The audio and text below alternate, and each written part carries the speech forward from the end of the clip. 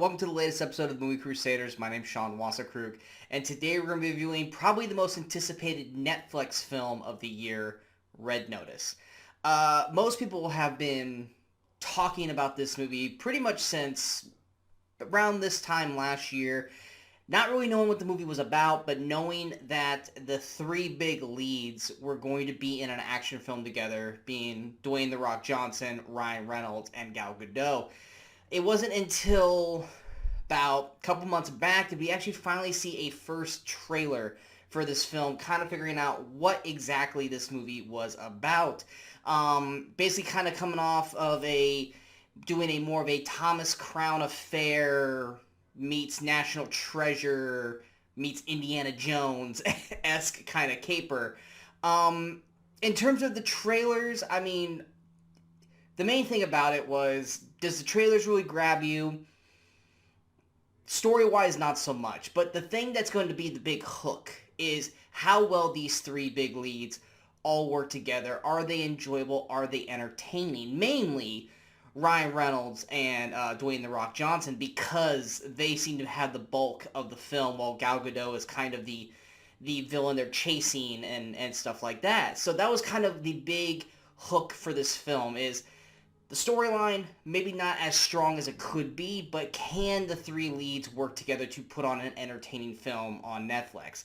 Going to the overall plot of the film, you have Dwayne Johnson, who's playing Agent John Hartley, who's basically a FBI's top profiler, and he's going after Ryan Reynolds' Nolan Booth and Gal Gadot's the Bishop, is what they call her for most of the film, as they're hunting these Cleopatra eggs. There's three of them, and basically Booth and the Bishop are trying to capture all three and give them to this wealthy dude for his daughter's wedding for like $300 million. And that's basically where the main plot of the film is kind of all three of these characters working together, stabbing each other in the back, all trying to strive to capture these three eggs. And that's basically all you really need to know about this film overall. In terms of the cast, I mean, like I said, outside of the three mains, there's not really much in terms of the rest of the cast. I mean, you got Ritu Arya, who I know from Umbrella Academy. She plays Inspector Daz. She's decent in the scenes we get her in, but she's not in it enough to really matter in terms of the film overall. She kind of just shows up in like three spots in the film. And then you got Chris, I'm going to butcher this last name, Demontopoulos. I have no idea if I said that right. He plays Soto Voss. He's kind of this middling second act boss that really doesn't serve much to the overall script of the film, except for just something for them to do in the second act. And the thing that bugs me about Chris's role is he's basically putting on a very, very, very thick Richard Harris Dumbledore from the first two Harry Potter films impression.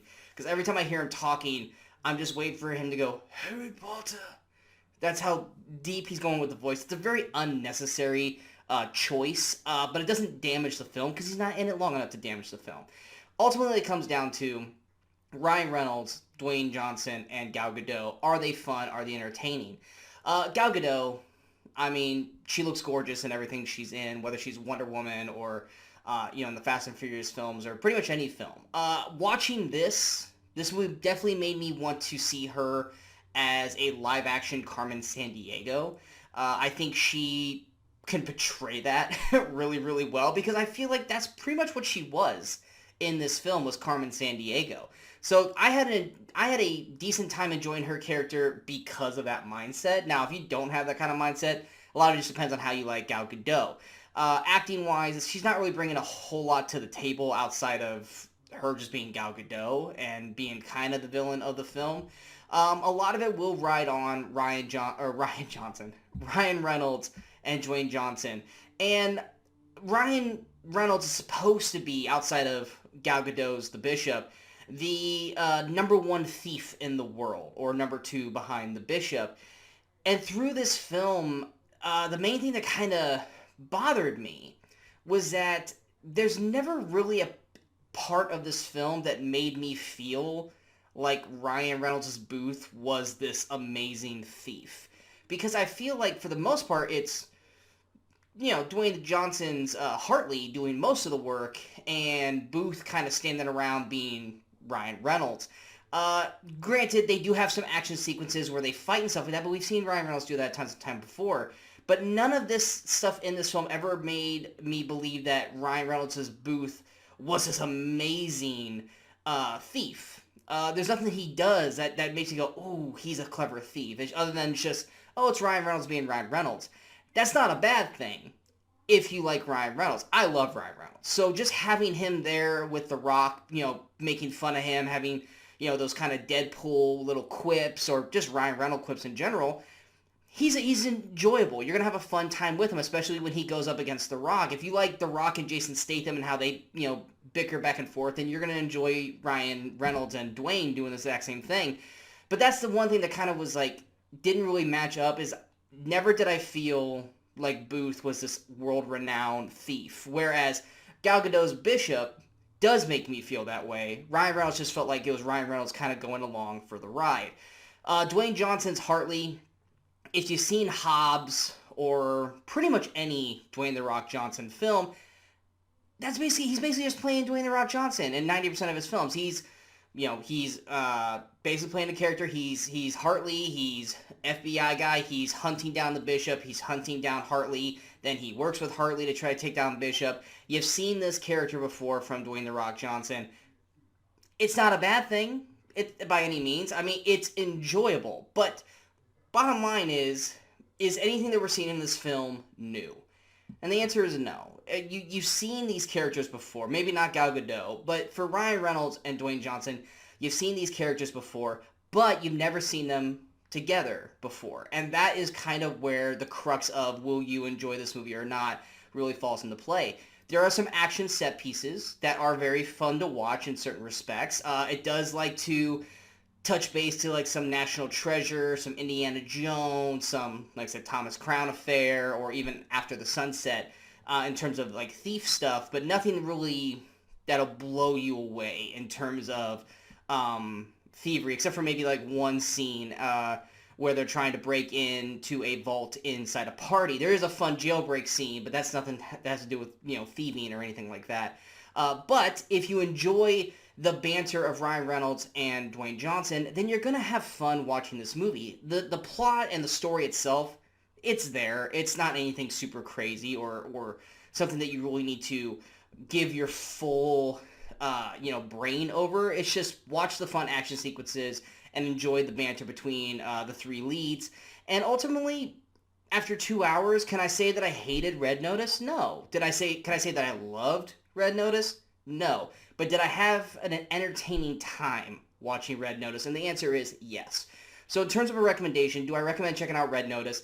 If you like any of these three actors, which I think about 99% of the population do, then yeah, check out Red Notice. I don't think you need to necessarily check it out in theaters. If you have Netflix, definitely check it out on Netflix. It's a fun watch at home.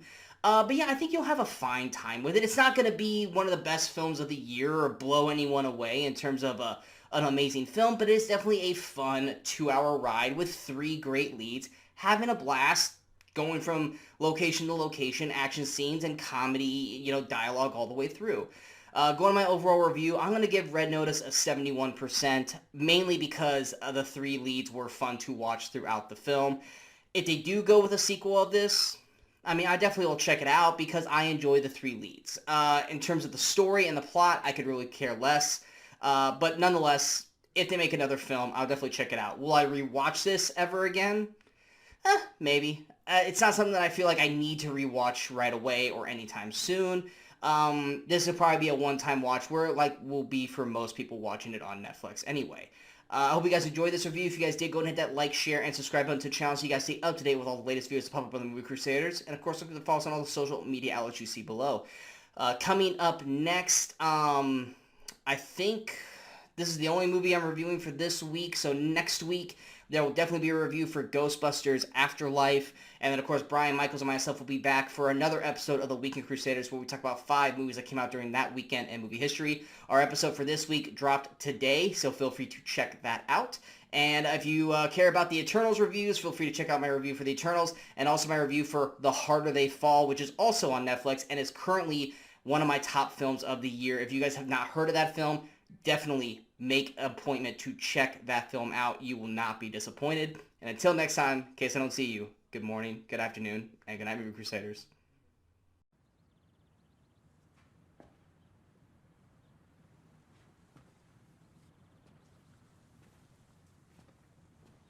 You're still here. It's over. Go home.